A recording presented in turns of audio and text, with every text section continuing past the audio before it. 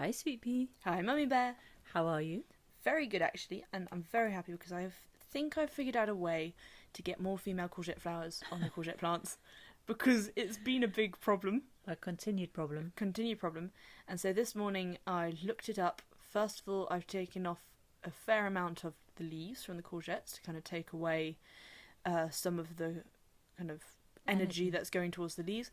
And then also on most of the plants, because most of the plants are just male flowers, you're meant to take away most of the male flowers, leaving like 3 left, so that it pushes the plant to create more female flowers to survive. Mm-hmm. So I've done that, and I've also given the plant a banana feed. Nice. Because that's meant to put lots of potassium into the soil for flowers, and because I think there were plenty of pollinators, because I was also staking up the cosmos plants, and there were lots of bees, so I think there's plenty of pollinators. It's just the flowers aren't there for them. Yeah. You're right, Hobbs, you've got a bit of an itch under your blanket there. Yep. So the cosmos are all staked up. That's nice. They were getting a bit floppy, but they are looking gorgeous. Really pretty. They're surrounding the veggie garden and just obviously bringing up all the pollinators. Well, this is the next of our good old Chit-Chats. Yeah, and it is. This time it's with Geoff Stonebanks, who was on Gardener's World last year. And also previously, he says in the Chit-Chat, he was on in 2016 as well, which I don't remember hearing, but no, I didn't. Some may well remember that. Yep. This was a very authentic chat. We could hear seagulls in the background. He is on the south coast between Eastbourne and Worthing. At Driftwood Garden. At Driftwood by Sea. Driftwood by Sea. It's called. And it's open through the NGS. So we had a good chat about all things to do with his garden and to do with his dream garden. Yes. Despite how much we got to talk with Geoff, we didn't cover a number of topics which I was dying to speak to him about. One of them was about his time capsule. Do you remember he had this time capsule that he put into his garden? Yes. We talk about it on one of our Gardener's World review podcasts. That's on episode 2, 2024, I think it was. Yes.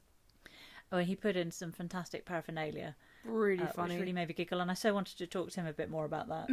Find out how he came up with all those choices. Yeah, exactly. And the other thing we didn't touch on, which is closer to your heart, Sweet Pea, is the flavour of cakes that he makes when he has his gardens open. I know. For that reason alone, pretty much, you wanted to go and visit. Yeah, oh, completely. But I still want to know exactly how he makes these cakes. I'll be taking home recipes, I hope. And which was the one that really took your fancy? I think it was the walnut and coffee cake. That sounded utterly divine. And now that we know he's got a chef background, you can imagine those cakes are going to be just fantastic. Just brilliant. That was such an interesting thing to hear about him being a chef. So Geoff has got his gardens open through the National Garden Scheme, and I'll put links to it, but I just wanted to make you aware that they are still open. The opening time's got extended until the 5th of August, and you can also get there, you can use your Gardener's World 2-for-1 card as well at his gardens. Oh, cool. And as you'll hear in the chat, all the money goes to charity.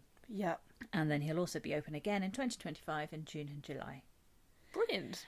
And then the final thing I wanted to mention was after our chat, he sent two gorgeous photos of Chester, one with his mum and one of Chester just, I think, leaning up against Geoff. Yeah, and Chester is his dog. Chester is his dog. We talk about him in the podcast, and he's the sweetest looking doggy. Oh, he's gorgeous. Truly cute. I mean, I think Hobbs would get on well with Chester. Yeah, she does have a bit of competition though. Because Chester looks absolutely adorable. Yep. So another reason perhaps to go see his garden, because you might catch a glimpse of the gorgeous Chester. Yes. So Sweet Pea, tell us about the format. So the format is we start off with asking about the garden boundaries to surround the garden. Then we have shed or greenhouse. Then you get a pick of 5 ornamentals and 5 edibles. Then 1 tree, which is your statement tree. And finally, we end off with pond or pool and 1 plant to go with that area, and your favourite seating area, plus your drink of choice, and a plant for that area. And the slight flaw in that format is that we didn't expect to come across somebody who didn't either A, enjoy growing any edibles, or B, have any interest in growing any edibles. Yeah. Or having them grown for him. So you'll see that the format changes very slightly. Very slightly to suit Geoff's garden. Yeah, exactly. So I think we should get stuck into this. Yes. So this is a good old chit-chat with Geoff. Yep.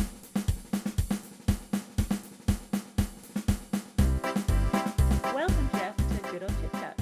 Thank you for having me. Thanks so much for joining us. We're really looking forward to chatting to you. We saw your Gardener's World this year. I think it was episode 2, wasn't it? It was, but also back in 2016 as well. I understand that because I'm greedy. You are greedy, but because of Gardener's World, we looked you up because it was just such a fascinating garden, and you were full of enthusiasm for gardening. Yeah, it was quite interesting when they came and filmed a piece for last year. It was a disappointment initially that there was no presenter, but in hindsight, looking back now, it was to my advantage that I was me to camera because it allowed me to be quite outspoken. And the cameraman producer really egged me on to be the outspoken person that I was. And when I actually saw the film, because I never saw the film until it was actually broadcast, I thought it came across really well. So I was quite pleased. It came off brilliantly. And it's interesting you say that about the producers, because occasionally with the kind of your gardens section or the visited gardens, very occasionally you'll hear a producer's voice off camera say something to almost egg on the person whose garden it is. So did you have a number of producers or just one? No, well, it was a small team. It was a sound engineer, a cameraman who was also the director, and a woman producer. But it was the guy behind the camera who was the producer and cameraman that was really the kingpin of it all.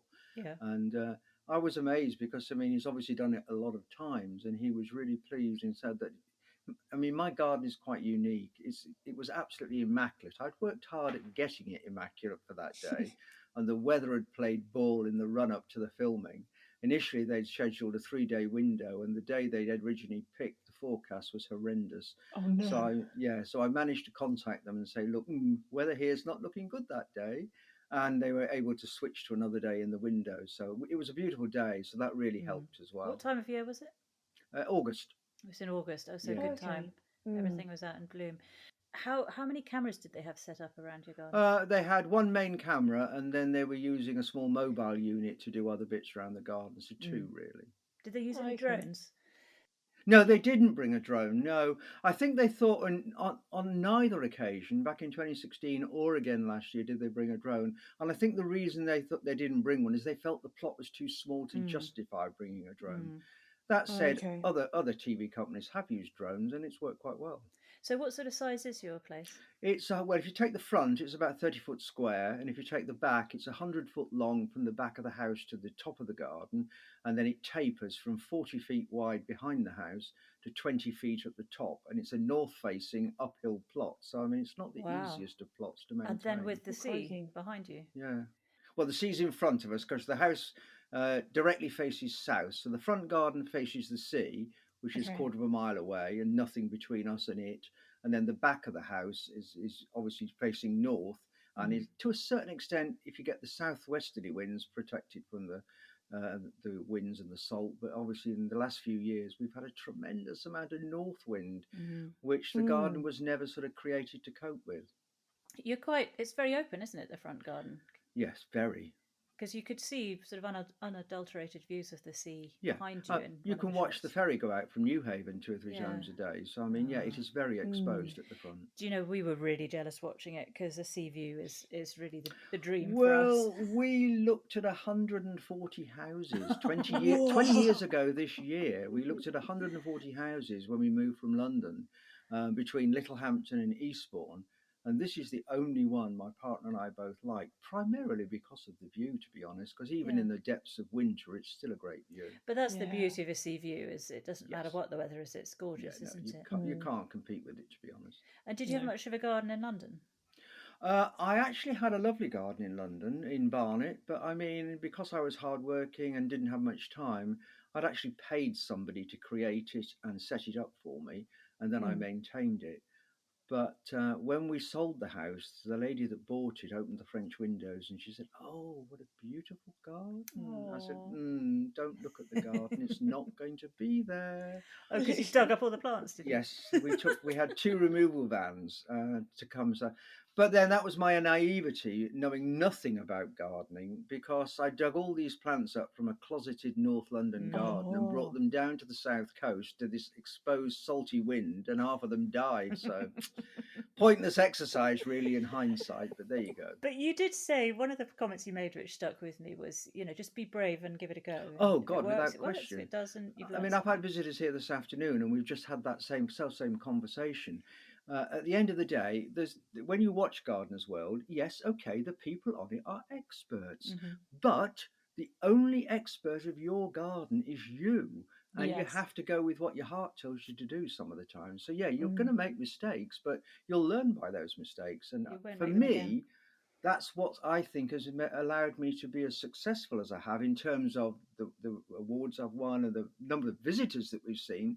Because if somebody like me can do it, who knows nothing, Yeah. there's a good chance anybody can do it. You've just got to apply yourself. Yeah. And your garden's open through the National Garden Scheme? Yeah, it's open for the National Garden Scheme. It has done since 2009, since 2010. Oh. We opened we used to have public days up until 2 years ago, and we could expect anything up to 250 people between 11 and 5 on those days. Whoa. And it just got a bit heavy.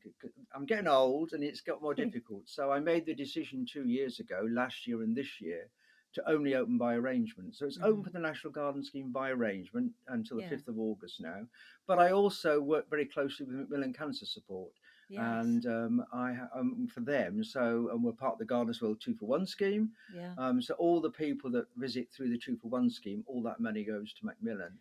And So if people, sorry. No, go on. And if people visit neither through the NGS or Gardens World 2-for-1, if they just find me on TripAdvisor, then that money goes to Macmillan as well. So I saw on your website you put some statistics as to how many visitors you've had and also how much money you've raised for Macmillan. It's quite frightening, really. Yeah. We've had in excess of 23,000 visitors since we first opened in 2009.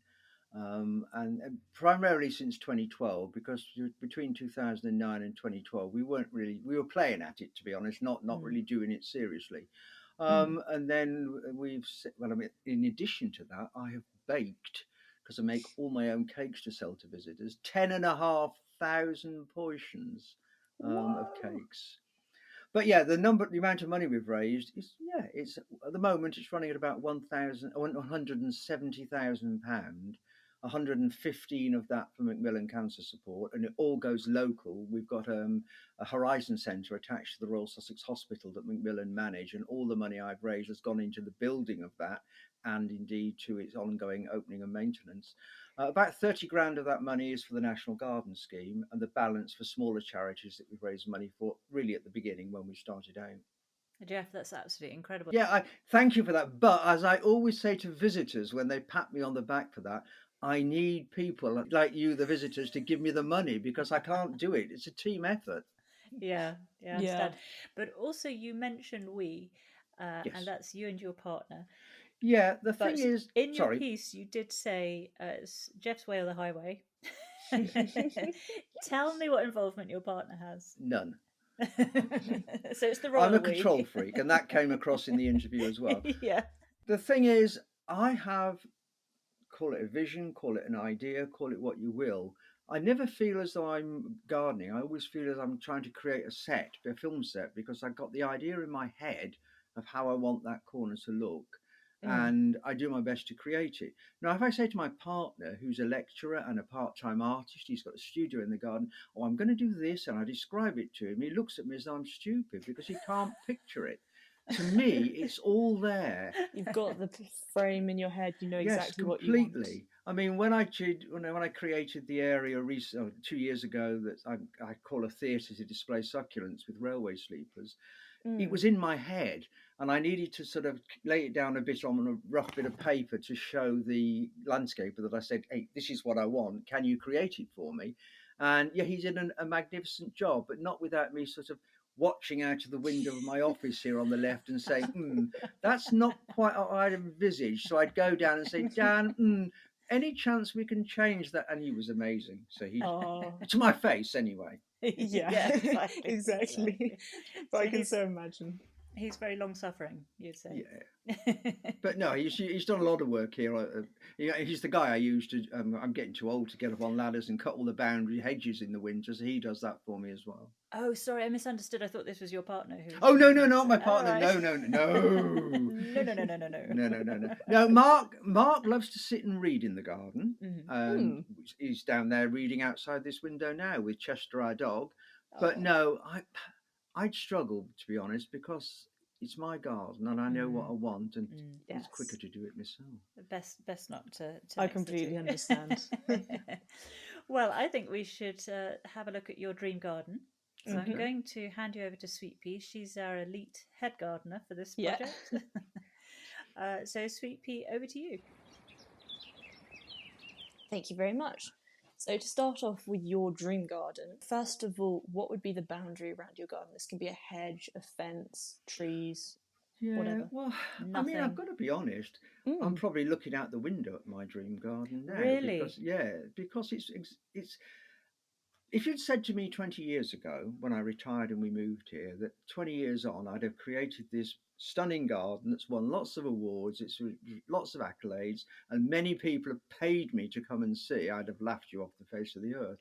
But looking out on it now, it is quite secluded at the back because all my boundaries are over 6 foot tall. They were originally just bare fences, which I don't like. So over time, I've made sure that they've been covered with some form of greenery, be that hedges like Eleagnus, there's some holly, there's some Fuchsia Magellicana, lots of ivy. So now it's a complete green boundary, which does need attention once a year. But as I say, I've reached a point now where I get another to do that for me once a year. Can you only get to your back garden through your house, or no, it's a detached bungalow, so you can gain access either side.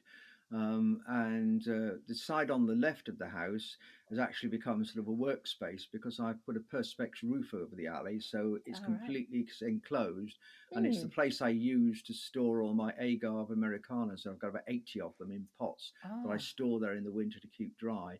And the other side of the house is the access point that people would use to enter the garden. So you've got a little greenhouse set up then on the... I've got a greenhouse at the top of the garden that's heated, and then I've got this protected area at the side of the house. And did you say perspex?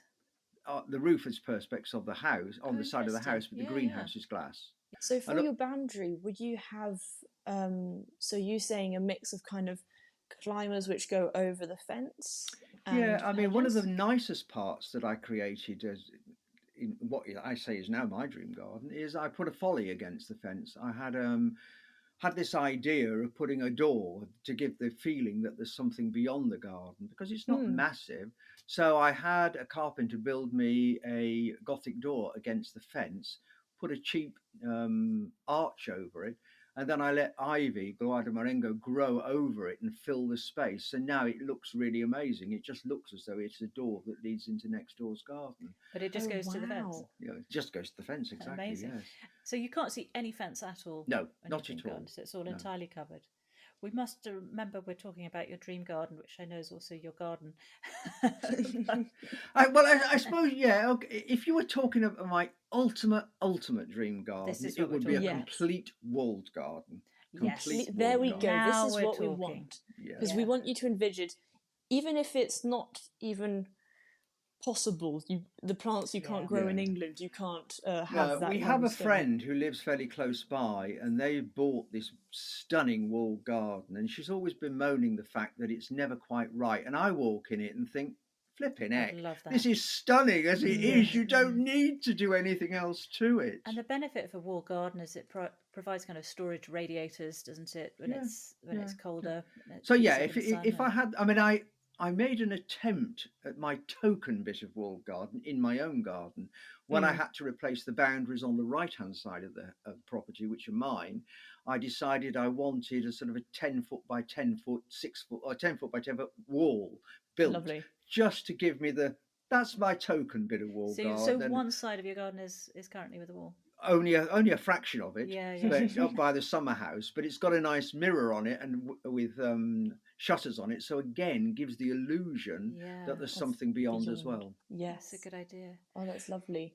And what type of stone? What kind of stone wall? Because you can get lots of different types? A conventional brick, old bricks is what I would like, and that's what I've got used in this small portion that I've got at the top of the garden. So red brick. Yes. Nice red brick. Oh, Yes. lovely. And would you want any climbers going over that, or? No, this particular. Well, I suppose if you've got sorry, I keep digressing to my own garden. If you've got a walled garden as a piece of sort of dream space, I would want to be able to see quite a lot of the brick wall, because the brick wall is what I find is particularly attractive. Exactly. Maybe not necessarily have too much actually growing over it, but have some nicely positioned shrubs growing in the ground or in containers that can be moved around. For me, containers are a really integral part of any garden, because they give you the fluidity and the flexibility to be able to make changes. Yeah. Yes. I have very fond memories of being at Highgrove a few years ago, well, quite a few years ago now, and I'm standing at the back of the house, and these magnificent urns behind Highgrove, and I'm thinking, they don't look that good to me. And as I'm thinking that, this tractor pulls up with a trailer, 3 gardeners in these perfectly primed pots of tulips on the back, and they set about lifting the innards of the urn out, dropping the tulips in, instant impact. And that's really what inspired me to have the containers that I did. So you have a lot of containers around your garden. Yeah. But we'll get on to that. So just so I understand, with this wall, so you don't want any views. You're quite happy looking at walls surrounding your Yeah. I property. mean, Got it. I think if you're going to have a walled garden, you really want it to be enclosed, because that is what a walled garden is. I think to have one of the 4 walls or some of the 4 walls, I mean, yeah, okay, you may get the landscape beyond, the borrowed landscape beyond, of hills and what have you, but that is, as I say, borrowed. It's not necessarily an integral part of your particular walled garden. So it's interesting that you live by the sea and have a sea view, but your dream garden doesn't have a sea view. Well, you see, I did. We moved here, and I had no expectation of ever wanting to garden. So, I mean, the sea view is just something we came across. Gardening is secondary, to be honest, but now it's become paramount. So now that we have your wall garden, will you be wanting a shed or a greenhouse? I think you've got to have some space in there. I mean, the one thing I feel is missing from my garden now is a space, an internal space, internal, external space, to be able to accommodate the huge collection of succulents that I've got. I mean, I've got 600 or 700 probably around the garden, all of which have to go away for the winter. And I often think to myself, wouldn't it be nice to have some safe space that could be permanently used as a display summer or winter, to display this collection? Because I have to now move. I'm very lucky. I've got quite a large front porch on the house, which is south facing sun trap. So in the winter, I transfer a lot of my really nice specimens in there and can enjoy them through the winter. And we've got a back porch, albeit north facing, but at least it's a safe, unfrozen space for things to be in. And the heated greenhouse. But it would be so nice to have a permanent display space that would allow me to put these things out and not have to keep moving them spring and summer, spring and winter. Like a kind of a what do they call them? A palm. Do they call it a palm house? That's getting a bit extravagant, though, isn't it? But yeah, why not? Why not? It's your dream A garden. mini palm house. Yeah. Or often I say to people, maybe I should buy the house either side of me and get one of those Wimbledon covers to come over the garden. But yeah, there we go. You've got big plans. So we could have a mini palm house for all your succulents, so we can keep them nicely stored. Where would you want that in the garden? Further away from the house or near the house? So no, I think I'd want it fairly close, so that even in bad weather, it's a short walk to get to it, to be able to appreciate it or sit in it. Yes. So you could. Would you want heating in there, for example? Oh so yes, you can most sit definitely. Yes. In a nice For me, chair. it's in I mean, I'm very lucky here. I'm sitting at a computer talking to you. To my left is a Velux balcony window that opens out, and it gives me vistas all the way down my garden. Wow. So it's great, and I feel that then brings the garden into the house. And we've just created below me as a garden room. We've got French windows in it, which open out onto this new patio I've created. So it's very much about bringing the garden inside, or taking the inside outside. Yeah. Yes. It's nice. I like those. When we have friends who did an extension and the whole back opens up, so you've got the bifold doors, and it's lovely. There's kind of no But the seam thing is, you need between the the two. flipping weather to go with it, and we've not had it this year yet. You also need the flipping money, Geoff. Well, that's true. That's true. That's a secondary issue. Yeah, exactly. Brilliant. So we have your greenhouse with your succulents. Yeah, sorry, not your greenhouse, palm house. Yeah, can I check with that palm house, what colour is the frame going to be? Green. Oh, yeah. It's going to be a green frame. Green. Any shade of green particularly? I've got a shade that I use in the garden now with all the fences and the summer house, which is sage green, which I Yes. love, and I get so many Me comments too. from people. What colour? What have you painted that with? It's an amazing colour. So yes, sage green. Yeah. And it's nice. It blends in. It's not too in your face, but it kind of defines an area. It's a nice backdrop to display things against. So we are now on to your 5 ornamentals. Right. So, Okay. what will you start with? Something that I've got in the garden that's very special to me is a fuchsia called Empress of Prussia. And it was bought by my father for my mother for their ruby wedding anniversary. And my mum's now 97, so it's a long time ago. And when my dad died, just about 17 years ago, I inherited the mother plant, and I've sold loads of cuttings from this plant over the years to people that have visited. But it's quite a special plant, and for me now, I did 2 cuttings of it on Gardeners World, and the 2 cuttings that I took, I did 3. I gave 1 to the producer, and the 2 I kept are just enormous already this year, Really? with vast numbers of flowers on. But I love fuchsias because they give me memories of my father, because he loved fuchsias, and my aunt also, she loved fuchsias. So yeah, I like that particular fuchsia, but really it could be any fuchsia because I've got associations with fuchsias, definitely. Remind us what the colours are of the The Empress of Prussia is sort of mauves and rich red. Beautiful. Oh, and where do you store that over the winter? Because I know that I have to bring mine into the greenhouse. It's for hardy. example. Oh, it's a hardy It's one. hardy, yeah. Even in a pot, it's hardy. I do bring it closer to the house to make sure it's a bit safer, but no, it's hardy. Well, if you're having a wall garden, then it's going to be nicely insulated. Of course so it you'll is, be all right. yes. And would you want this in a pot or in a border? Some of both probably, because it's such a pretty plant. It works well in a pot, but yeah, I've got several in the ground as well, so it would work well in the ground. And are you selling those cuttings? Not anymore. I stopped doing cuttings about 4 or 5 years ago. It was just another responsibility to have to maintain and sort out and look after. Yeah, you've got a lot on your plate. How many would you do a year, approximately, of those? I mean, I think the highest number of cuttings of anything that I had to sell was probably up to about 150. Blimey, fair few. Yeah. So, what would be your second plant? Your second ornamental? Something that I love and is a real good pollinator and butterfly attractor is Buddleia buzz magenta. I do have it in the garden, but it's the plant that so many visitors, when they walk through the door, say, "Oh gosh, I love the colour of that. What is it?" So yeah, and quite a few Buddleia. I mean, I've got three different colours of the Buddleia buzz, but no, I love those because especially in a seaside garden, they give you lots of drama. So any garden, whether it be wall garden or whatever, the magenta, the Buddleia buzz was created to grow in patio pots and not get too big, but mine are in the ground, which means they get bigger than normal, but they don't get too tall, so they again can create some drama by being able to move and sway around. They look really good. And you cut those right back, don't you? I don't cut mine right back. You can cut them right back, and they do come back quite avidly. I usually cut mine back to about 1 metre and then let them grow up from that, because where I've got them now, they're behind a cork and steel wall, so I don't want to get them too low. Yeah. Okay. Do you find they get very woody around the base?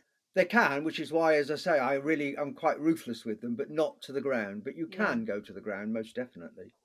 Yeah, because I remember one time I had to split a Buddleia. Well, first of all, the branch itself had snapped in two, and one was lying on the floor. So I just took that whole bit off, and I mean, it did make the plant substantially smaller. Yeah. But the new growth this year has been absolutely. I've never seen so many flowers in our Buddleia. It's amazing. Yeah. No, they are quite good at reproducing when you've been ruthless with them. You also had the purple and the white ones, didn't you? I've got purple, light, and lilac, but yeah, by far the most striking is the magenta, because it's such a rich, bold colour. Really is. Yeah. So you're going to have a few of those around your garden? Oh, most definitely, yes. Right. And they're good, as I say, good for pulling the butterflies in. For all those butterflies. Not that there are that many of those around this year. Oh, really? No, I haven't seen as many as I would normally see in the garden. Oh, okay. That's sad. Yeah. Or bees, for that matter. Oh, what's going on down there? Don't know. They've all come to our garden. Yeah. Yeah, exactly. So what would be your third plant?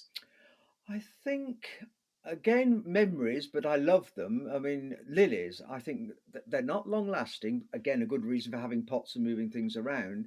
I love lilies because they're absolutely dramatic and stunning. And I've got in the garden here, I have some peach ones, I have some black ones, and some yellow ones, and they just look amazing. But if you're going to have them in the wall garden, you could have masses of these things because it wouldn't matter if they're not that long lasting because you can plant other things with them to supersede them as they fade back. But at the moment, mine are all in pots, and again, bring memories of families and what have you from having them there. My dream garden would have to be in some ways similar to what I've got here, is a garden that evokes memories. Because to me, that is what a garden is all about. There are different ideas, different themes, different memories, and I could walk around this particular garden and everything in it has some form of memory, be it related to family, or friends, or whatever. So it's a very sentimental garden. Yes, plants definitely. are amazing like that. They can kind of go through generations, and you still feel that bond. Yeah. And so what memories do you have with lilies? They are something that remind me of my aunt who died 20 years ago, almost to the day. She had some of the lilies I have in my garden. She had a pot in her garden. I inherited that pot. They're still in the same pot she planted them in. I've never repotted them.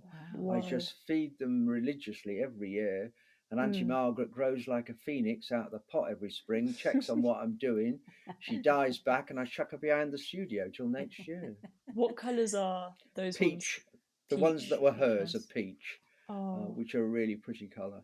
But as I say, I've got some black ones and some yellow ones and some orange ones as well. So would you want all of these different colours? Oh, yes, I'm greedy. I want the lot. Have the whole lot. Yes. So what are you doing with your soil, Geoff? Because you obviously managed to keep these plants going forever. Do you want the honest answer? Yes, please. Absolutely nothing. Really? I'm not a gardener. I know nothing about gardening, and that's worked to my advantage for nearly 20 years. No, the one thing I do meticulously is feed. So what do you use? Can I say the brand? Yeah. Sure. Of course you can. I mean, I got to know Richard Jackson a few years ago, and I write blogs for his website every month. And we have a deal. I write blogs for his website every month, and I've been doing that for 8 years. And he gives me the flower power free. Wow. And yeah, I used to use Miracle Grow, which is really good. Okay. It was excellent, but up to the point of wanting to find a sponsor for a garden trail I organised for Macmillan, I'd probably told 16,000 people how good Miracle Grow was. So I wrote to Miracle Grow and said, how about sponsoring Macmillan's garden trail? And they sent me a cheque for 20 quid, which sort of didn't do me a lot of favours. So that's painful. Very. I won't use rude. the words I used at the time. No. But then, not long after that, a journalist from the Telegraph, who also happens to be Richard Jackson's web editor, came to the garden, and I was telling her the story, and she said, I know somebody who'll help you. So Richard came to the garden, was bowled over with it, and a deal was struck. Brilliant. See, I've never heard of Richard Jackson. No, I know I hadn't at the time. I mean, everyone's heard of Miracle Grow, haven't they? Yes. You look him up. He's very well known in the gardening world. He used to do a lot of things himself on QVC, selling his products. But yeah, I mean, I would highly recommend his product. Right. Oh, we'll look that one up for sure. And we also put links in the description of the podcast, so we can put links to all these things as well. Right. What is going to be your fourth plant? Oh, fourth plant. Right. Okay. Have to be some hydrangeas in there. Ooh. Do you have acidic soil? No. Does that matter? No, there has to be hydrangeas. No, I've got chalky soil that's fairly basic, but I've got lots of hydrangeas here. What colours? I have very strong memories of being a child in the 50s and 60s of my grandmother's house, which was in Cleveland in Blackpool in Lancashire. And her garden was brimming with blue hydrangeas, Oh, they're my favourite. which I have very fond memories of. And so I have a lot of hydrangeas, and I would want lots of hydrangeas. Some of the stunning ones that I use now that I would want in this wall garden as well are Annabelle, Vanilla Fraise, Love Annabelle. Panacolata Limelight. I've got a Schneeball. The only thing with the white ones in this neck of the woods, if you get heavy rain, the petals go a bit brown. But no, hydrangeas are beautiful. Red Baron's another one I've got. I don't know where its name comes from, but its name is Red Baron, and the flower heads are quite large, beautiful, deep magenta red. Vanilla Fraise, which is the what did you say? Vanilla Fraise? Yeah, Vanilla Fraise. Vanille Fraise is a French name, but again, conical flower heads, but they start off white, and as the summer progresses, the edges go red, and by the autumn, they're quite sort of pinky red. Really beautiful flowers. Wow. I haven't seen or heard of those ones. Haven't you? No. Oh, no. You've missed out. I have, haven't I? But that's the beauty of this chat, is that it means I get to go and look all these new things up. Exactly. I have no idea. Yeah. Brilliant. So you've got a few different colours with the hydrangeas, and then that links us on perfectly to your last plant, your last ornamental for the garden. I think one that I've come across since I've been here, and the reason I would pick this is because it looks stunning 365 days of the year, because it flowers 2 or 3 times during the course, and it's flowering at Christmas. So if you can find something that's going to flower beautifully at Christmas, go for it. Yeah. But not only that, as I say, it's got a nice structure and shape, and it's Coronia glauca. Coronia. Oh, what is that? It's a bit like a vetch. And is it yellow? Yes. So yes. Beautiful yellow, a bit like pea-like flowers that are beautiful yellow.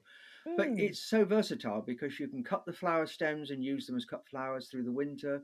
I mean, I've got several in the garden here that look out to sea, and all the experts say, don't put this plant in an exposed location. Where am I? In an exposed location. But they produce beautiful, beautiful yellow flowers 2 or 3 times a year. So yeah, masses of that, and it would make a perfect hedge against this wall garden. Yeah, go for it. And so it flowers over Christmas as well. Yes. Yeah, it flowers through the winter. Its prime flowering times is late winter and late summer. But if you look after it, I've had mine flower 4 times throughout the course of the year. And how do you look after it? Trimming the flowers and keeping it neat. So deadheading constantly, like you would anything else. Yeah. And do you cut it back at all? Or? Yes, because I don't want it to get any bigger than it actually is. It grows quite quickly, and yeah, I'm ruthless with plants, because going back from the walled garden to the current garden, I have to keep things to a certain size because it's not a huge garden. And in my own mentality, the plants will not get any bigger than they are currently because the space isn't sufficient for them. So I am ruthless in cutting things back. And because I'm no expert, I don't do it when you're supposed to do it. I do it when I want to do it. And it works. And in my world, plants have got 2 choices, to sink or swim. And evidence in my garden is there are many swimming. Do you have many failures? Not do you now. Generally, no. somehow just. I had lots of failures to begin with, definitely. But then you get to a point where you know what those failures were, and you avoid repeating them, or avoid the plants that caused you to have the failures, and go for those that generally are quite positive. Yeah. I mean, I love. I tried for many times to grow lupins. Yeah. Yes. I gave up. No good. No good. Oh. They just wouldn't grow for me. I mean, I'm very lucky in my current garden that because of the way it's planted and laid out, I don't have any slugs or snails. Well, I was going to ask you about slugs, but I don't know what it's like having a garden on the coast, but would the salty air also keep slugs well away? No, it's not that keeps them away. It's the fact that there's all hard landscaping. All my containers have got shingle across the top. There's no exposed soil anywhere. There's no lawn. So there's no areas or places for them really to sort of develop and grow. And they don't like crawling across hard surfaces or gravel. So, I mean, I have a few, but hey, somebody was only here this afternoon saying, I haven't seen any slug damage in your garden. I haven't got any. That is amazing. That's very lucky. But also lupins normally get destroyed by slugs, don't they? In their early I don't know why they wouldn't work for me, but there you go. Do you have any sort of columnar type plants in your garden? Yes, I have. What's quite Asiatic lilies have grown quite tall. I went through a spell of having a lot of gladiolis, but Mm. haven't had any for a while. I've got to be careful because of the wind. I try and put Oh plants in. yes, I of mean, I course. tightly pack plants that Yes. there's some support mechanism around them to try and preserve them and make them look a bit better. But sometimes, especially if I get a north wind, all my best laid plans go to pot because the north wind, particularly the Annabelle I'm looking out at now, Oh, it's sticking its head above the parapet of the railway sleepers. And when you get a north wind, it flops it all over the railway oh, sleepers. And once they're gone, Mm. they're slow to come back again. But the older I've got, the more I've had to accept that I've got to live with it. That's my yeah. garden, and that's where I am. It's a good Yeah. attitude to have. It's figuring out. I completely understand on the whole wind because you try to pack things together and you can get really tall plants. So Yeah, Chelsea chopping sometimes has to happen to kind of keep them more domed yeah, in area. I found I've had to Mounds. do that a lot. yeah. I think you just got to live with. As I say, at the front garden where I've got beautiful acanthus growing there, which beautiful tall 6 foot stems there. They get absolutely huge, don't they? They Mm. do, which I like. But I mean, we had some strong winds a few weeks ago, and there are a few of them still dead upright. But there's also a few that they're not lying on the ground, but they're sort of leaning, and then they start going back up again. But yeah, Yeah. they got character. They've got character. Did you ever stake them? I stopped staking them because they broke. Yeah. Yeah, Oh, okay. unless you stake the whole length of the stem, wherever you stake, it's the point at which it will It's break. gonna So I go. gave up doing that. There's no point. Yeah. There's something so tall it's impossible Yeah. to get a cane that Yeah. tall. That said, I have got some hemp agrimony growing in the back, which is again is incredibly tall, and I had got some stakes that were the length of the stems. So Whoa. I have staked those, and they're Mm. fine because they've staked all the way up to the flower head.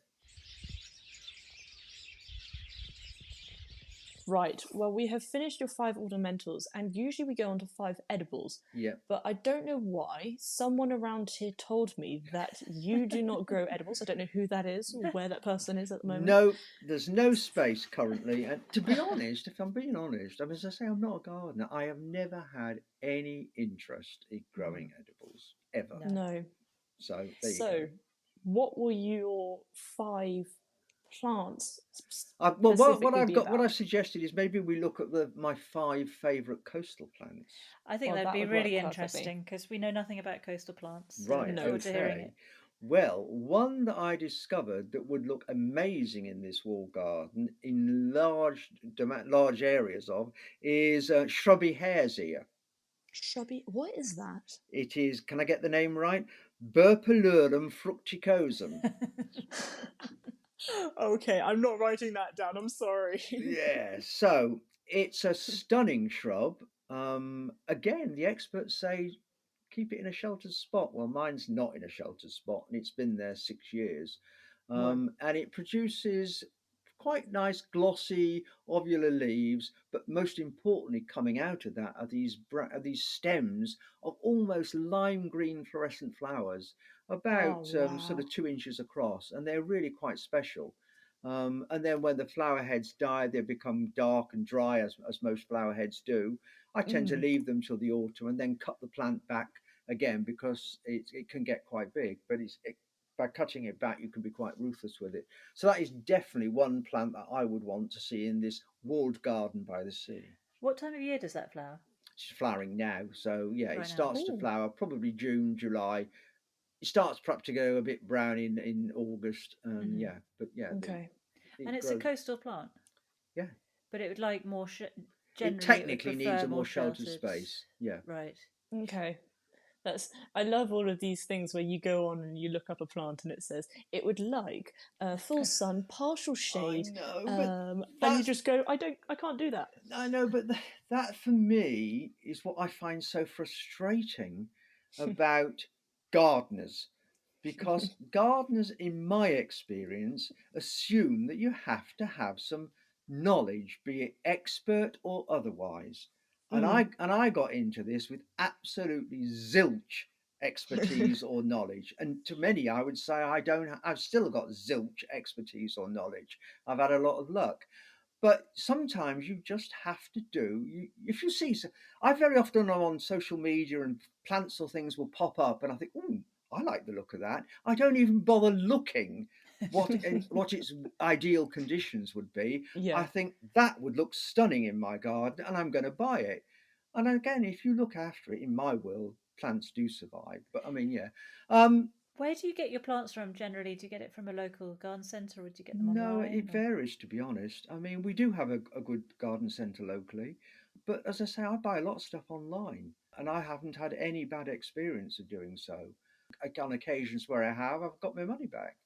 Do you have any go-to online nurseries that you use? A lot of stuff I would buy from Hayloft. I've used Thompson and Morgan a great deal. I know lots of people have nothing bad things to say about Thompson and Morgan. My garden was a trial garden for Thompson and Morgan for 10 years. And I had lots of products from them over that 10 years. What do you mean a trial garden? Yeah, they used to send any new products out to. They had a batch of gardens across the UK, and mine, I think, was the only coastal one. So they were keen to send me stuff to try it in a coastal environment. And then I might get 10. I did this for 10 years, stopped about 5 years ago. Would they send you seeds or actual plants? Plants, actual plants. Not seeds. What seeds? I don't grow from seeds. I'm Jeff not a gardener. I never grow from seeds. I don't have the first. patience, time, or inclination. No, all plants, plug plants. And then they would ask you at the end of the summer to give feedback in different categories. So I've got a lot of stuff that I had from Thompson Morgan, and I continue to buy from Thompson Morgan. I really like this idea of being a trial garden. How does one go about becoming one of those? Well, my links came about where in 2012 when Thompson and Morgan were involved in the garden competition that Garden News magazine ran. So having won, I won that competition outright, Best Small Garden in the UK in 2012. And so as a result of that, Thompson and Morgan engaged with me and invited me to be part of that program. Oh, I see. We've got to go winning awards first. That's well, I don't know that you necessarily have to win an award. In my world, you've got to. If you don't ask, you don't get. This is very true. And you've true. got to be outspoken. Yeah. The worst that can happen is somebody says no. Quite. Yes. Couldn't agree more. So Mama Bear has told me that all the time. Yeah. What would be your second coastal plant? Well, it turns out it is an edible. But I mean, I've never consumed it because it belongs in my garden. Sea kale. And the reason I love sea kale is because of its white flowers. It's not so much the leaves. The leaves are pretty and they last a long time. But in sort of May, June, it produces the most stunning white flowers that rise up above the stem, above the grey silvery leaves. And again, if you cut the flowers as they're about to finish, if you're lucky, you'll get another growth of flowers come out as well. Good succession. Yes, definitely. If you cut them at the right time, yeah. So yeah, I love sea kale. I mean, we live as you know, we've said by the sea, and opposite between us and the sea, there's an area called Tide Mills, which is a very wild area of just gravel, and there's lots of sea kale growing there. Tends to have reddy tinges to the leaves, whereas the stuff you buy in nurseries tends to be sort of silvery grey. But yeah, no, great plant for the flowers that it produces. So can you repeat what the name of that sort of gravelly place is called? Tide Mills. Tide Mills. TIDE Mills. Tide Mills. And so this is what, an area of no man's land? It's an area. Yeah. Well, actually, what's the name from Gardeners World was filming on it last year. It's a natural space that was originally started out as an area that had a town there, where they used to treat people with typhoid and illnesses like that. And there was also a factory there in the run-up to the Second World War where they built seaplanes. But as the Second World War hit, they razed the place to the ground in expectation of Germans coming on into the UK and hiding among the buildings. But now it's quite a nature reserve area as well. It's a lot used by windsurfers and people walk through and cycling, but there's lots of nature. It's a natural habitat for lots of plants, particularly sea kale. Oh, lovely. So that's just the other side of your fence? Yes, well, it's between, there's our house, a minor road, a main road, and then, beyond that. Beyond, lovely. Oh, fantastic. What will be your third coastal plant? Have to be agaves in their many forms. I have got 80, and if I had a walled garden with this beautiful, fabulous palm house or greenhouse that I'm going to put in it, I would fill it with agaves. How do you fit 80 agaves into your garden? They get huge. Yeah, they do, but they take a long time to get huge. Yeah. All mine 80 bar 2 are in containers. Primarily because I like to protect them in the winter because they're quite valuable plants, and they don't mind the cold at all, but they don't like the wet. So I'm very lucky, as I say, I've got this perspex roof across an alley at the side of the house. So I lift my agaves and store them in the dry for the winter. But if I had this stunning palm house, I could go absolutely bonkers, No couldn't need I? to lift anything. Yes, Keep them all in exactly. there. We went on holiday to the Isle of Wight a couple of years ago and went to Ventnor Botanic Garden, and I was blown over by the size of the agaves they had in an area of the gardens there. Absolutely amazing. Mammoth. We saw a little fishing village down on the south coast of France with these agaves, and they were flowering at the time with that huge flower spike. Yeah. Monumental things, but the plants were enormous, weren't they? They were. Well, I did have some enormous. Well, not enormous, but I did have some that were in pots that were. I was getting to the point I can't bloody lift this pot anymore, so it's going to have to go in the ground. So I had 3 of those. So I did put them in the beach garden one winter, and sod's law, wettest winter we'd had in a long time, and I just watched these 3 plants die. They just withered away. 2 smaller ones at the front of the garden did survive and are still there now and are twice the size. But yeah, mine aren't that huge. A lot of mine have come about as pups of the bigger ones that I had. But yeah, as I say, I've got about 80 of them altogether. So have you had any flower spikes? No, not on agaves. Not on agaves, no. Because I think are they monocarpic agaves? They once are. They flower, you're done. Oh yeah, that rosette dies back. It's rather beautiful. This palm house is making more and more sense for your garden. Oh, there's no question about that. I need to win the lottery, though. Yeah, don't we all? The other thing is, agaves, you can, of course, eat them, can't you? Well, I suppose you can. I've never tried again. No, I mean, the thing is, I buy plants because I like the look of them and I want to appreciate them. People always say to me, have you got any plants in your garden where you cut the flowers and bring them into the house? Answers, no. Those flowers belong in the garden. That's where I want to see them, not in the house. I buy cut flowers to go in the house, not bring them out of my garden.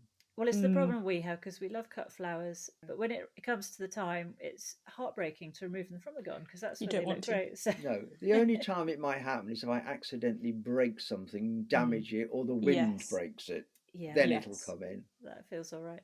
The amount of times I've gone, oh, it's so sad. Some cosmos has accidentally blown over. I'm going to have to cut it. What a shame. And then I'll bring it inside. The best place for them in my garden is where I can see them. Yeah. Yes. Right. So you've actually got 2 edibles so far in your edible section. Oh, all right. We're doing well. We're doing quite well.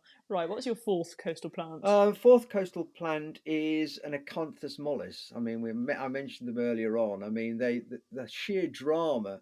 And again, in a walled garden, which is going to be a vast space, these can sit outside the greenhouse and create this wonderful effect of things, stems swaying in the breeze. They look lovely against the wall. Yeah. And they've got these really pretty lilac flowers.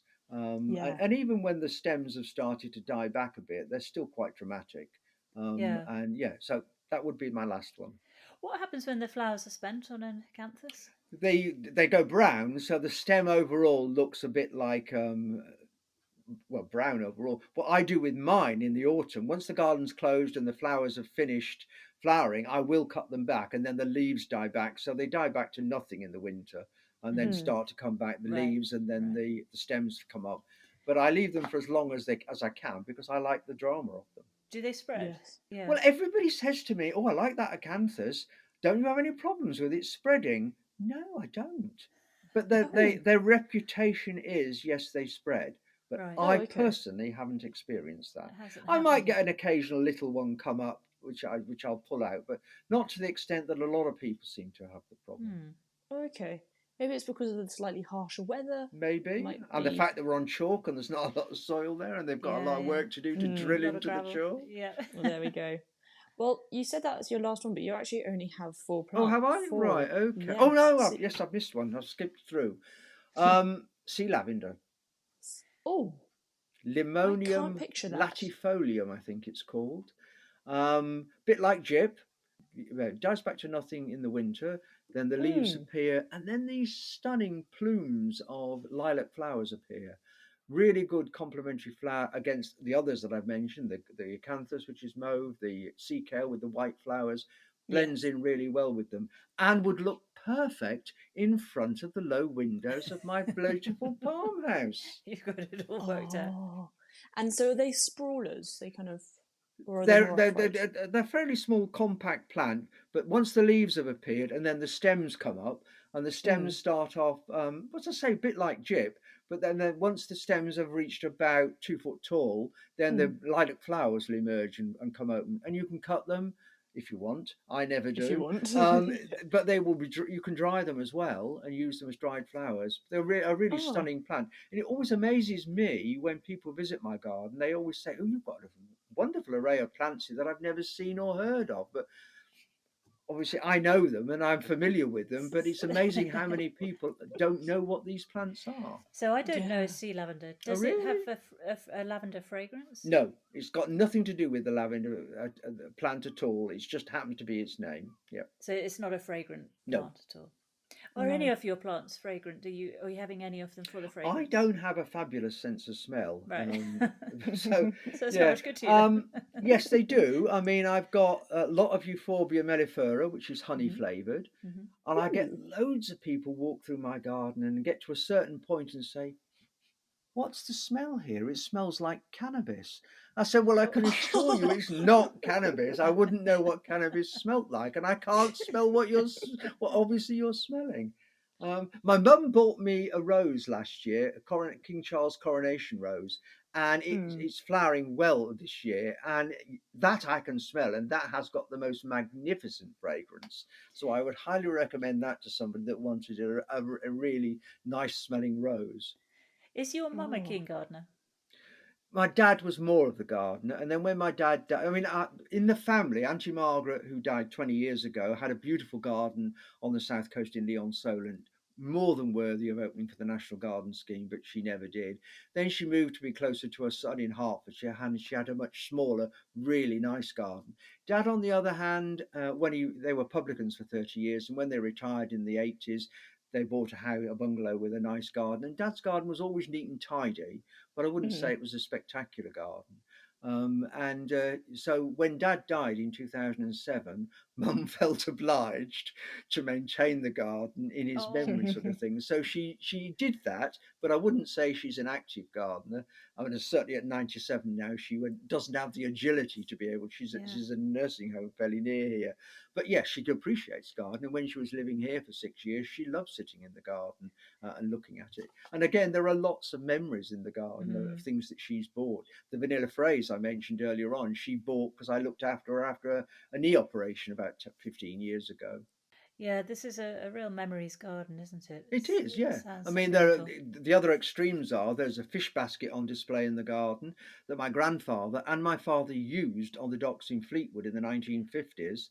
Wow. The fish crates I have in my beach garden at the front, the weather's eroded the printing, but they were all stamped C.F. Stonebanks and Co. Wyddock Fleetwood, and my parents used them to move house in the 60s.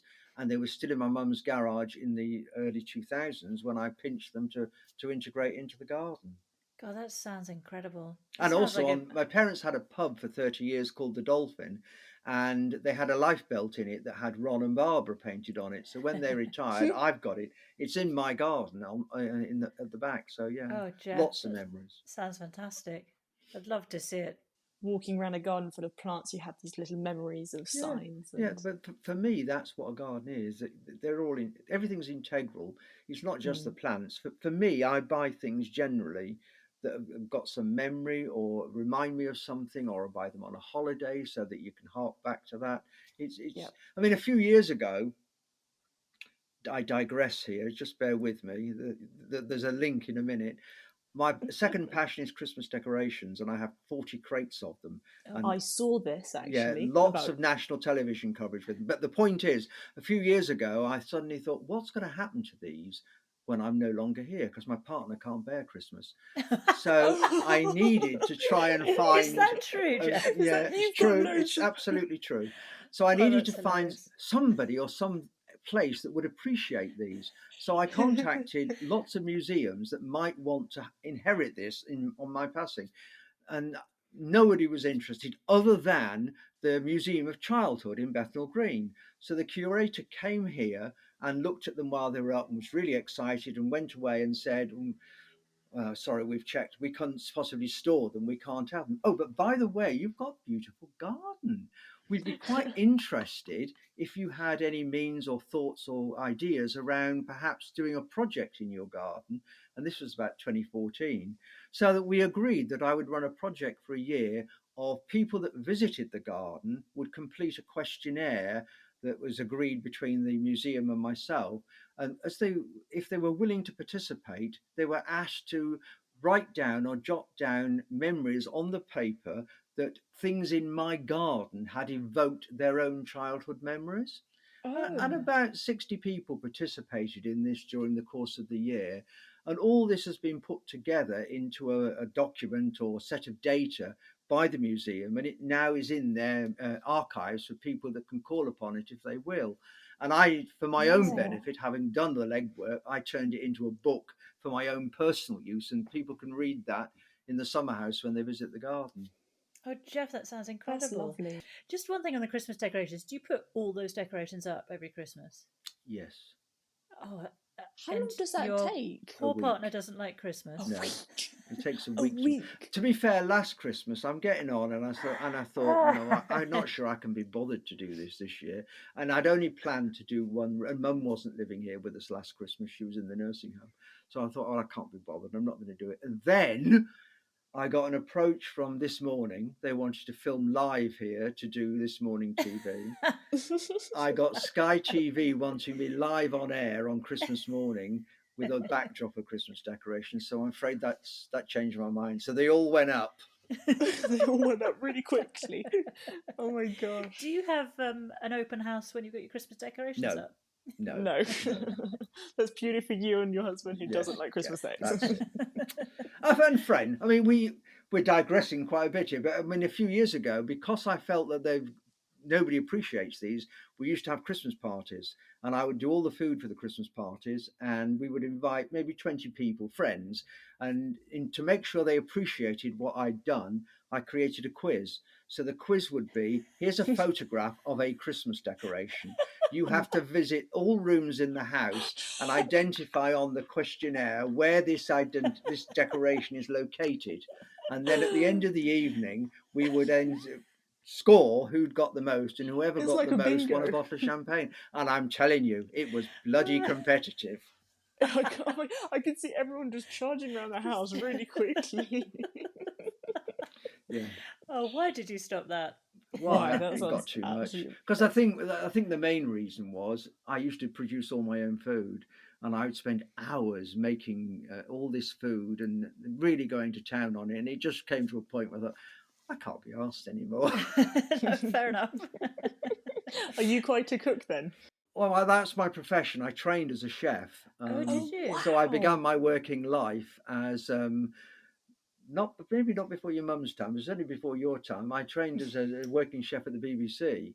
And I used to serve the likes of Tony Blackburn, Noel Edmonds, and all those people breakfast from the kitchens in Broadcasting House. And one Christmas, we had the chance to go down to the studios on Christmas Day and engage with the presenters. And it was David Hamilton on. And I was going to my parents in Oxfordshire for Christmas lunch that day after I'd finished my shift. And I got David Hamilton to play a record for my parents. And when I got to my parents later on, I think it's the only thing I've ever done in my life that my father was impressed with. David Hamilton had read out the request for my mother and my father. we digress. So you were a chef before? I didn't. Yes, I trained as a chef. Yeah, and then I went from being a chef. I then was a chef on Scratchford Service Area. I worked for Trust House Forties.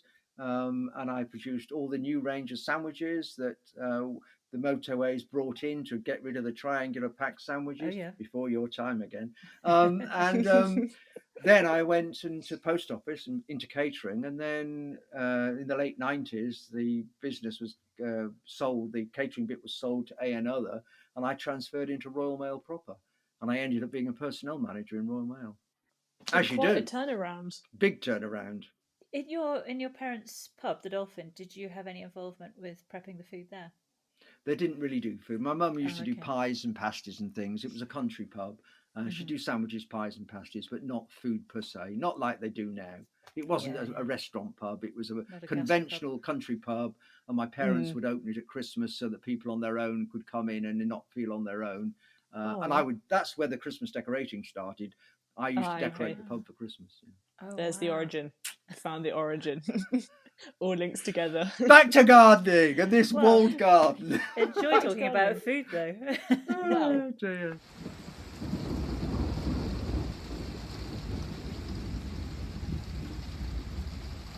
We now want to ask you, what is your statement tree for your garden? I don't know. I think one I got to love in the last year. I bought a Japanese umbrella palm about last year. It's only small in a pot, and it's a perfect plant for a pot. But give it 10 or 15 years, and it says it will need to go in the ground. So I've just got this idea of these stunning Japanese umbrella palms. I mean, everybody's commented on it this year because it really is quite a pretty dwarf tree. Yeah, so I think around the edges of this giant palm house, we're going to have some of these Japanese umbrella palms. Yeah. So they're going to be Okay. inside the palm house? No, outside. It's They'll hardy. be outside. It's Yeah. hardy. And so can you describe what that looks like? If you can think of, well, it's got quite lime greeny tendrils at the moment, but it's just like if you think of a Christmas decoration that you'd hold upside down and it would hang like that, then you'd turn it up the other way and it would fan down. Okay, yes. Yeah. So the leaves Yes. look like that. And they're Okay, quite like- fluorescent when they start to come out and then turn a darker green. But it's just such a pretty palm. It's not. It doesn't look like a palm. It looks like a conifer, but it is a really it's pretty quite plant. conifery. And what size is it currently? The ones It's in a pot and it's about 1 metre tall. But it recommends. It's a perfect patio plant for. It's fairly slow growing, so it's a perfect patio plant for about 10 or 15 years. And then you may want to think about putting it in the ground. So I'd have to buy some established ones, wouldn't I? You would. Well, it's your dream garden. They'll just magically appear. Would you like a pond or a pool, and you get one plant? I hate swimming, so I hate water, so I definitely wouldn't want a pool. But I'll cross that out then. Pond, yes, or water feature, yes. One of the big attractions that people comment on in my current garden is I have 7 water features, but you won't necessarily see them all. You could just I want you to hear them, and it's quite relaxing and soothing. Mm-hmm. But when I made the changes to the right-hand side of the garden 2 years ago, I'd long had this desire for a Corten steel pond, or anything Corten steel, because it tended to have, over the last few years, become quite trendy to have Corten steel. But of course, Corten steel is very expensive. Yes. But I decided to push the boat out and bought a Corten steel water feature, circular water feature. That's got this really powerful bubbling fountain in it. So I'm envisaging one of these, probably 10 times the size of the one I've got now, that you would sit in front of this glass house. So yeah, a Corten steel feature would be amazing. What shape would it be? The pond? I think so. If you heard that grumbling, that's the dog who's just rolling over. What dog is it? She's a mix of all sorts. She's, we think German Shepherd, we think possibly Labrador, possibly Malinois, potentially. We had a Jack Russell until he died just before lockdown, and we rescued from the Azores a beautiful little terrier called Chester, who's a complete mixed breed, had his tail chopped, and he's the most adorable dog. They are. We're digressing again. How old's Chester? He's about 5 now. Yeah. Hobbs is about 7. Yeah. And as I say, a rescue. She was badly beaten in her last life, but she's just the most cuddly dog you can imagine. Loves everything and loves the garden. Chester's a lap. Yes, and Chester loves the garden, and he's never done any damage in it either. Oh, good boy, Chester. Good. Very well behaved. Does he enjoy having all the visitors come round? We haven't. Some that know him, we'd let him out, but I always fear with a rescue dog that they may decide, let's have a little run and have a look, and I would be, but we would both be mortified if anything happened to him. That doesn't bear So, and you look on Facebook and you see all these people posting pictures of their dogs that have escaped or run away, and I just think I'm not going there. No, it break your heart. Yeah. It's not worth the risk, is it? No. So coming back to this pond. Yes. What shape did you say Circular. you wanted it? Circular. Yes.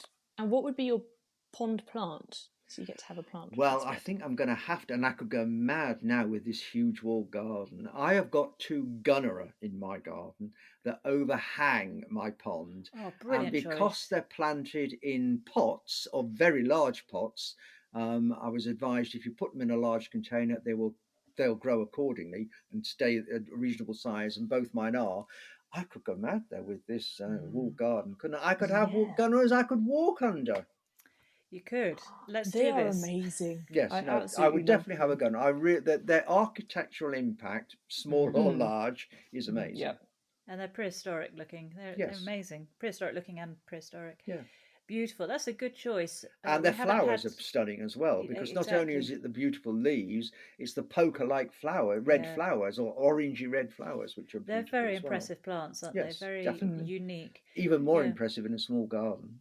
Yeah. Yes. Exactly. They just take over the whole space. You're containing it well in a pot. Yes. Well, I've long wanted one, and about 10 years ago, I was at Hampton Court Flower Show, and the guy was selling them, and I said, "Oh, I would love one of these in my garden, but it's just too small." He said, "Put it in a pot; it'll grow accordingly. It might want watering more often, but hey, it'll soon tell you because the leaves will droop." And it's a real statement, because people walk in and say, "Gosh, you've got a gunnera growing there, or 2 gunneras going there." I've got one in a very large pot that's buried in the ground, in a container, plastic pot buried in the ground, and the other one's in a very large ceramic container sitting on top of the ground. That's a great way of doing it, to bury the pot in the ground.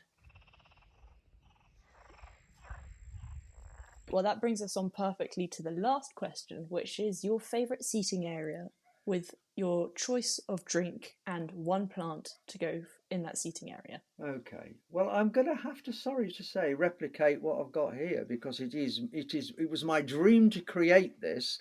Therefore, I could dream it and create it on a larger scale in this walled garden. Maybe even take a section of the walled garden out and replace it with railway sleepers. I have used the idea. I had this idea in my head for a long time about using old railway sleepers, but not horizontal, perpendicular, and creating a jagged effect, a bit like a turret on a castle. And so, I would want to replicate what I've got here, but on a much larger scale, using old railway sleepers to create a backdrop. And then the perfect plant for me to display against that backdrop is aeoniums. I have a huge collection of aeoniums. Okay, their only downfall is they've got to come out of storage in the spring and they've got to go away again in the autumn, but they're worth the effort because they don't need watering all summer. And there's so many different varieties that actually are totally complemented by the colouring of the railway sleepers behind. When I actually conceived the idea of doing this and was telling my visitors the year before I did it, they all loved the idea, but all said as one man, "You won't be able to get the railway sleepers, you won't be able to buy them," because I needed 50 for here. Whoa. So it's a big space. And they were right, I struggled to buy them, but I did get there in the end. I was determined. What was the struggle? Because people don't sell them anymore because of the creosote in them. But that didn't worry me, because they weren't going in an area where anybody other than me was going to come into contact with them, because they were going to be a wall. And I've had shelves put on them of the chunks of the railway sleepers. I've had benches made in front of them, and all these aeoniums just look absolutely stunning set against them. And also, you're not growing edibles, so you don't need to worry about not at all. Leaching into Exactly. So it's a win-win. So just so I can picture this, you're having them upright. Upright, yep, in the ground, buried in the ground, concreted into the ground as stakes, like totem poles, but totem poles side by side. But in this vast area that I'm going to have in this walled garden, I could actually not necessarily put them parallel to each other. They could just be at random to create this garden with sleeper totem poles, in addition to a walled area as well. And where will you be sitting? What will you be sitting in, so you can be sitting in your garden? I don't know. I'm not a sitter in my garden. Oh, you're not? No. If I sit down, I see things that want doing. So I very rarely sit in the garden. But on this occasion, I'll make an exception. And I've got a set of tables. I've got a table and chairs that I actually reminded me when I bought it of Rennie Mackintosh, the Scottish designer. It's very much in his style. And I saw this table and chairs at Chelsea Flower Show probably 30 years ago. And I remember thinking, and it was perfect for my garden in London, which was much smaller than here. And it's a square table, and then each of the chairs fit into the corners, so that when the chairs are under the table, it just sits like a square. And I thought that would be perfect. And I remember paying probably £500 for this table and chairs 30 years ago. And it's still here now in this garden, so I've got quite an affinity with it.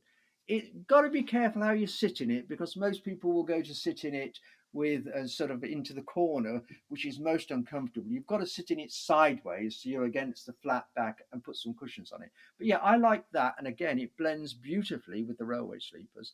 And I'd probably have my favourite drink, which is an apple and pear juice from Sainsbury's. Apple and pear juice from Sainsbury's. So specifically just with the seating, what's the seating made out of? It's teak. Lovely. And that whole area here is I've got an orange mirror, an oil can mirror on the sleepers. I've got orange cushions that sit on this teak table, and I've got a stunning orange multicoloured umbrella. Oh wow, lovely!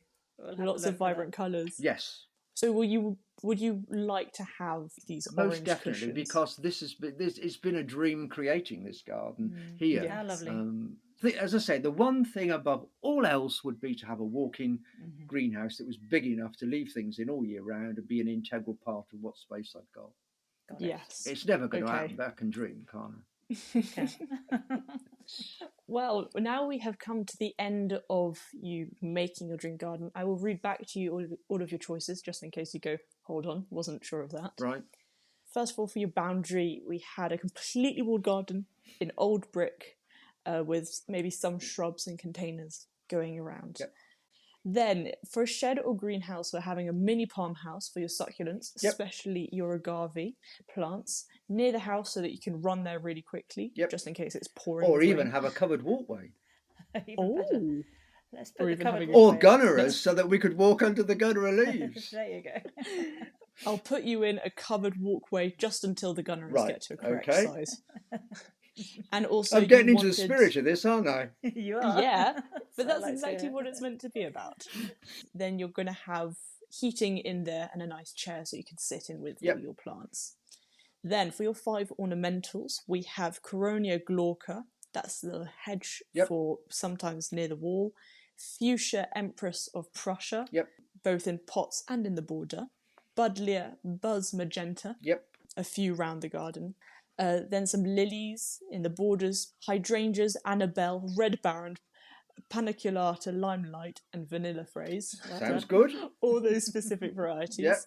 Then we're coming to your 5. Oh, you forgot Schneeball. I did add Schneeball in there. Schneeball. Well, let's add that in. Schneeball. Memories of my dad. I bought that in memory. The one I have in my garden here is in memory of my father. I bought it just after we cremated him. Oh. Well, that's lovely to have. It's another plant for this big memory garden then. Right, then we have your 5 coastal plants. We have your shrubby's hare's ear, your sea kale, your agaves in the palm house specifically, acanthus mollis for outside the greenhouse to have those nice big spires, and finally your sea lavender bit around the palm house as well. Sounds good. And then your one staple tree is your Japanese umbrella palms. A mature one. Mature one, exactly, around the edge of the palm house.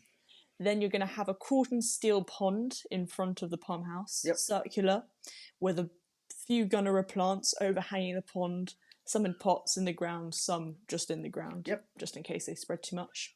And finally, for your seating area, as well as the upright sleepers, you've got the Rennie Mackintosh style square table and chairs in teak with your orange cushions parasol. And sounds good. And a bonsai tree on. I've got loads of bonsais. There's a lovely bonsai tree on that. You can't go adding more there, Geoff. A plant. We know your game. And your final apple and pear Sainsbury's juice. Yes, sounds good. Sounds like a madman's garden, doesn't it? It sounds like the best garden. A wonderful garden. Sounds very relaxing. we'll take a note of all that and see what we can do with it. Make some sense of it. Thank you so much, Geoff, for your time. Really appreciate it. That's okay, my pleasure. So that was a good old chit chat with Geoff. Okay, thank you very much indeed.